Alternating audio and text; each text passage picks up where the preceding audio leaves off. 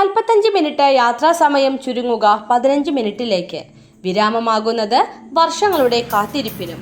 വയനാട് ചുരത്തിന് മുകളിലെ rope way പദ്ധതിക്ക് വഴിയൊരുങ്ങുന്നു. പദ്ധതി ഒരുങ്ങുക പൊതു സ്വകാര്യ പങ്കാളിത്തത്തോടെ. വിനോദസഞ്ചാരികളുടെ എക്കാലത്തെയും പ്രിയപ്പെട്ട കേന്ദ്രങ്ങളിൽ ഒന്നാണ് വയനാട്.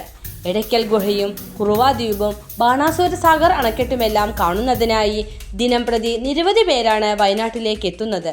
എന്നാൽ വയനാട്ടിലെ ടൂറിസം സാധ്യതകൾക്കുള്ള വലിയ തിരിച്ചടി ചുരം കയറുന്നതിനായി മണിക്കൂറുകൾ നീളുന്ന ബ്ലോക്കാണ്.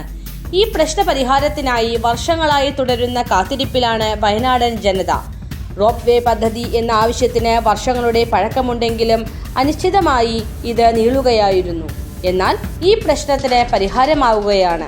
വെറും 15 മിനിറ്റ് കൊണ്ട് ചുരത്തിലെത്താൻ സാധിക്കുന്ന റോപ്പ് വേ പദ്ധതി യാഥാർത്ഥ്യമാകുകയാണ്. വയനാട്, കോഴിക്കോട് ജില്ലകളെ ബന്ധിപ്പിക്കുന്ന റോപ്പ് വേ യാഥാർത്ഥ്യമാകുന്നത് ദക്ഷിണേന്ത്യയിലെ ഏറ്റവും നീളം കൂടിയ റോപ്പ് വേ എന്ന ഖ്യാതിയോട് കൂടിയാവും. വയനാട് ചുരത്തിന്റെ അടിവാരത്ത് 1-ാം വളവിനോട് ചേർന്നുള്ള പ്രദേശത്ത് നിന്ന് തുടങ്ങി മുകളിൽ ലക്കിടിയിൽ അവസാനിക്കുന്ന രീതിയിലായിരിക്കും ക്രമീകരണം. വനം വകുപ്പിൽ നിന്നുള്ള അനുമതിയാണ് പദ്ധതിക്ക് ഇനി വേണ്ടത്. അതിനായുള്ള ശ്രമങ്ങൾ തുടങ്ങി. റോപ്പ് വേ കടന്നു പോകുന്ന 3.9 കിലോമീറ്റർ ദൂരത്തിൽ 1 കിലോമീറ്ററിലധികം ഭാഗം വനമേഖലയിലൂടെയാണ്. ഇതിനു പകരമായി 5 ഏക്കർ ഭൂമി നൂൽപ്പുഴയിൽ വനം വകുപ്പിന് കൈമാറി.